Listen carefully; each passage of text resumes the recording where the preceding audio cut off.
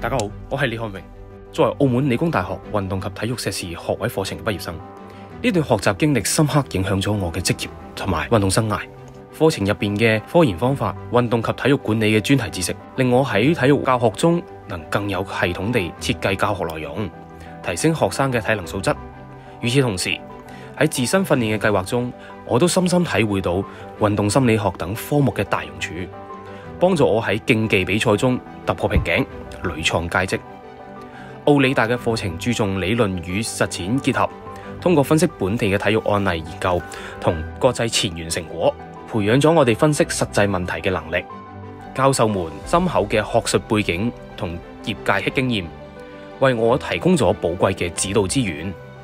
使喺教師與運動員嘅雙重角色中游刃有餘。感謝澳門理工大學提供嘅平台，呢段學習不僅深化咗我嘅專業素養，更推動我喺教育領域與運動賽場上持續追求卓越，為澳門體育事業貢獻力量。